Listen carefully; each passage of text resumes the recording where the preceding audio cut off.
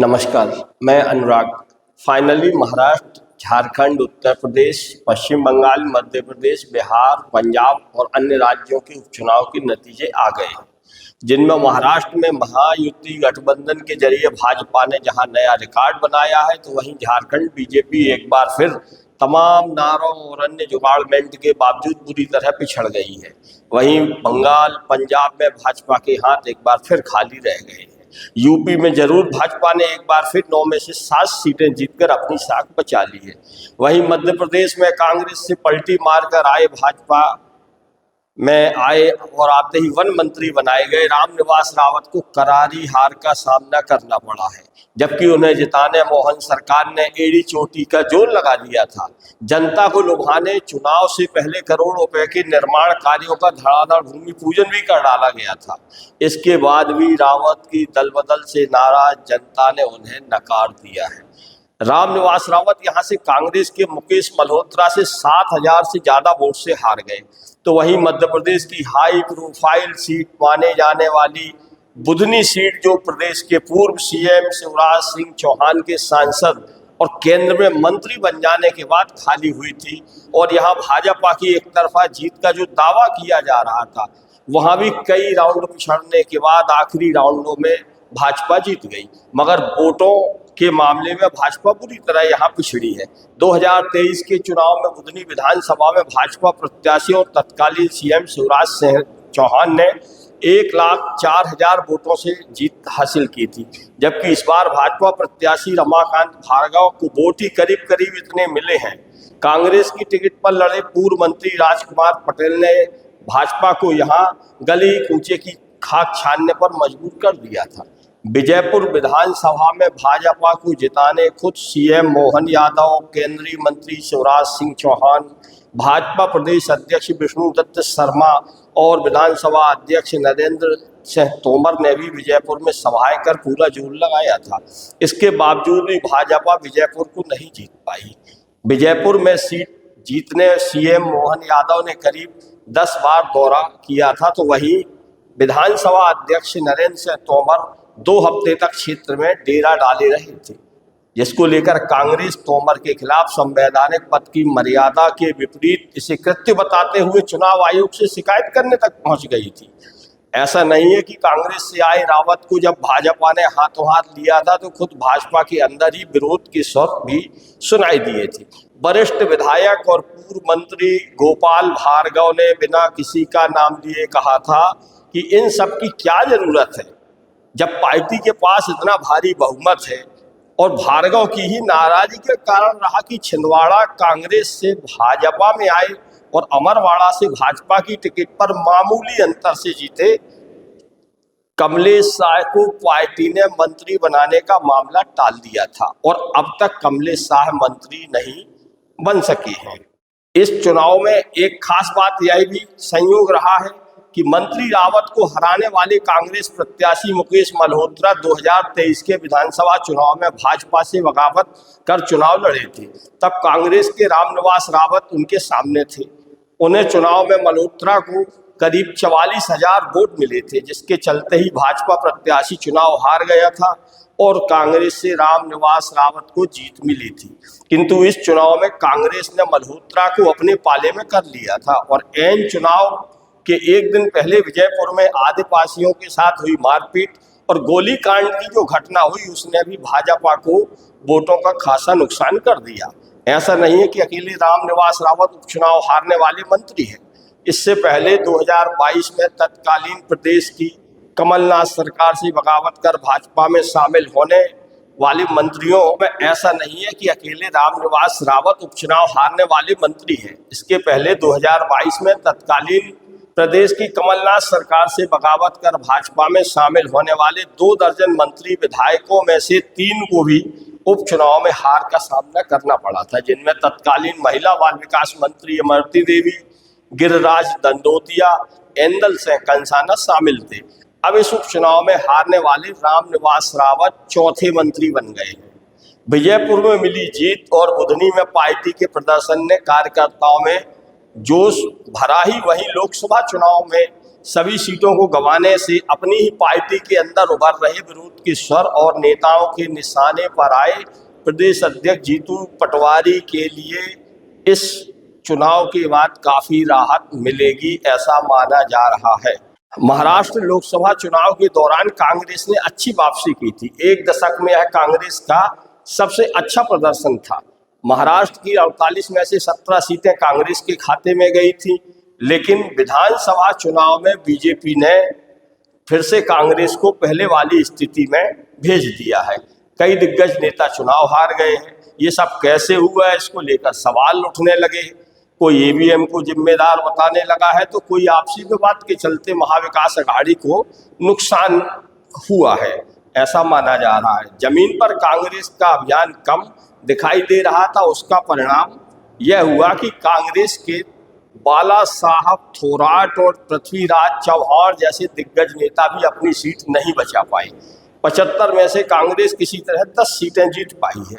जिन इलाकों में कांग्रेस की जीत हुई है वे या तो अल्पसंख्यक बहुल है या फिर स्थानीय नेता की अच्छी पकड़ थी। कोंकण क्षेत्र में तो कांग्रेस का एक भी विधायक नहीं बचा।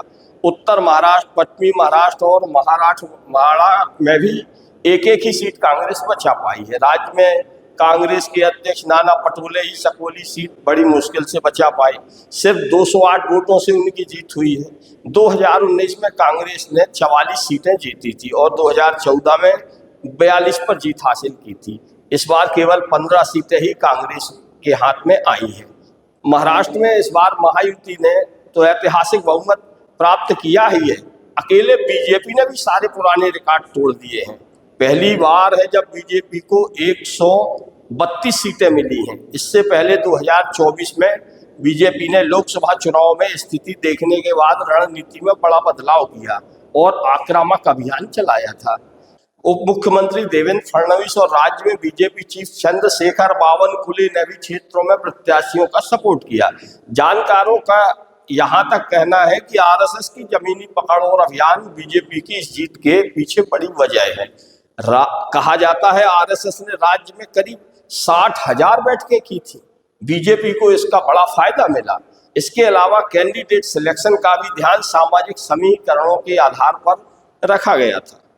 महायुति ने जहां लाड़की बहन योजना के तहत दी जाने वाली राशि को सत्ता में फिर से लौटने पर बढ़ाने का वादा किया था, वहीं एमबीए ने सरकार बनने पर महायुति से भी ज्यादा राशि देने का वादा किया था। चुनाव से पहले माझी लड़की बहन योजना महाराष्ट्र में कुल 9.53 करोड़ मतदाता है। इनमें से 4.9 करोड़ पुरुष जबकि 4.6 करोड़ महिला वोटर हैं। महायुति की सरकार ने विधानसभा चुनाव के ठीक पहले माझी लड़की बहन योजना को लागू किया था। शिंदे सरकार का कहना है कि इस योजना की वजह से महाराष्ट्र में कम से कम 2.26 करोड़ महिलाओं को इसका फायदा मिला है।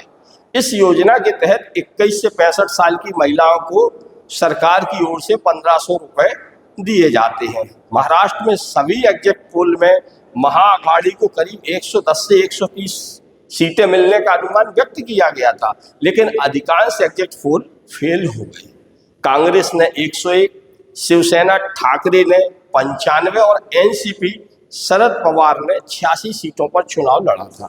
उधर ज्यादातर एग्जिट पोल्स ने महाराष्ट्र में महायुति को 100 से 150 तक सीटें मिलने का अनुमान लगाया था। महाराष्ट्र में सबसे ज्यादा सीटों पर यानी 149 सीटों पर बीजेपी ने चुनाव लड़ा था। बीजेपी का स्ट्राइक रेट 88% के करीब रहा। वहीं एकनाथ शिंदे की शिवसेना ने 81 सीटों पर चुनाव लड़ा और इनका स्ट्राइक रेट भी करीब 69% रहा है। जबकि अजित पवार की एनसीपी ने 66 सीटों पर चुनाव लड़ा और स्ट्राइक रेट करीब 63% रहा है।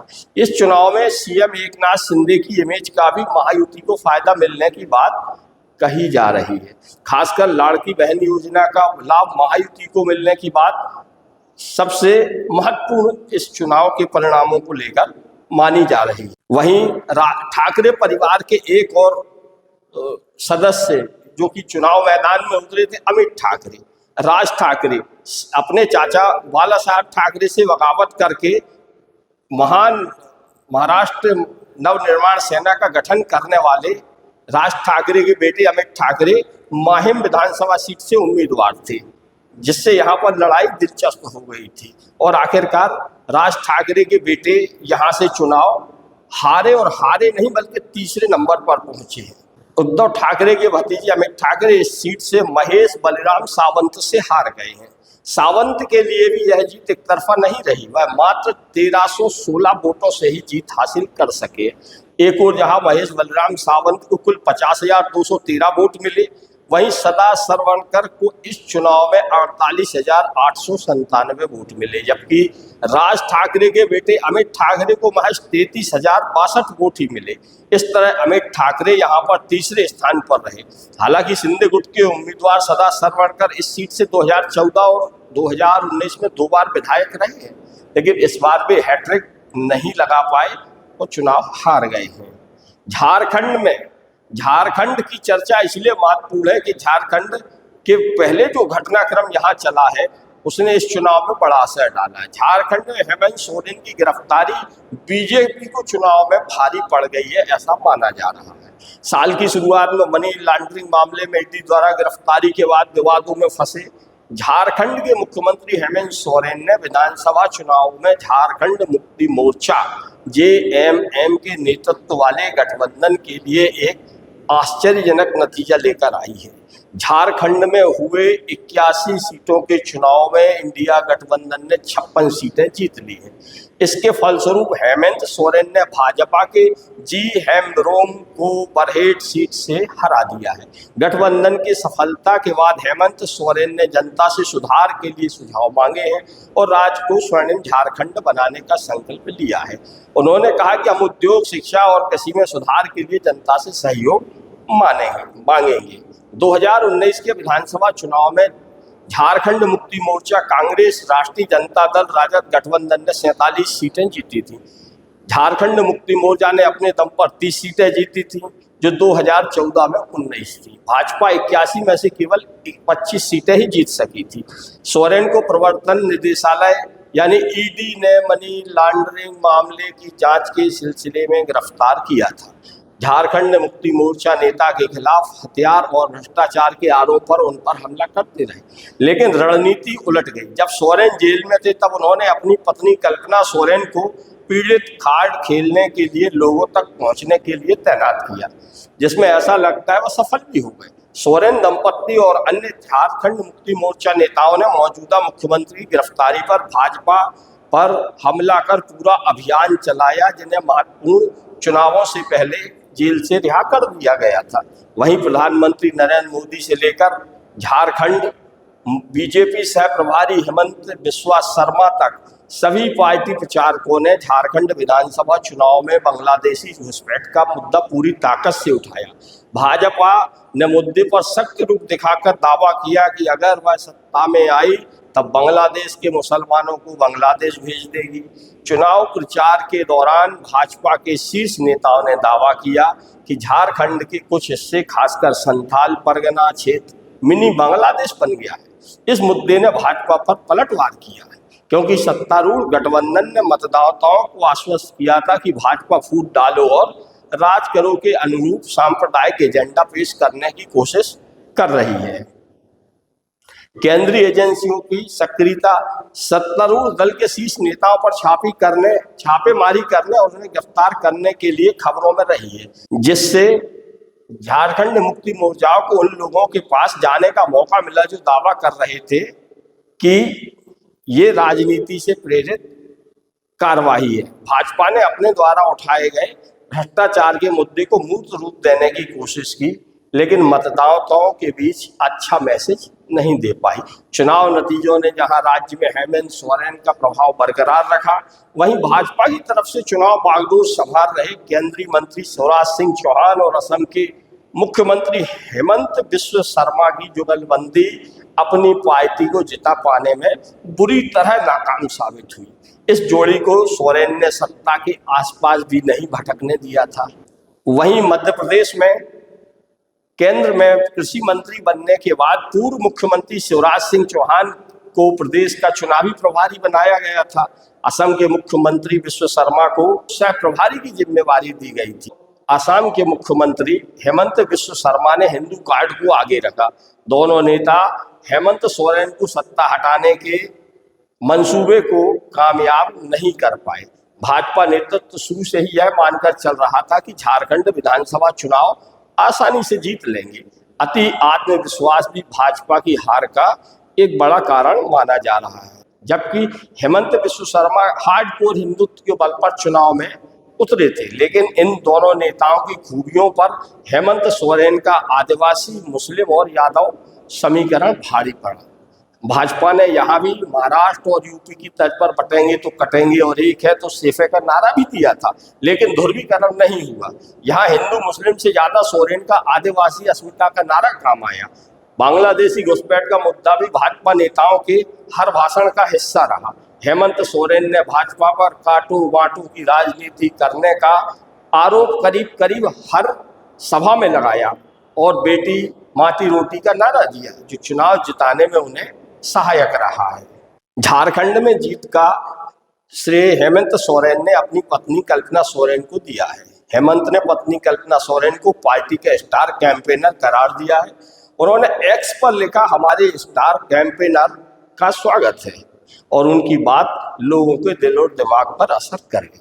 जेल से सोरेन के वापस आने तक कल्पना सोरेन ने भाषण की कला तो कम से कम अच्छी तरह से सीख ली थी।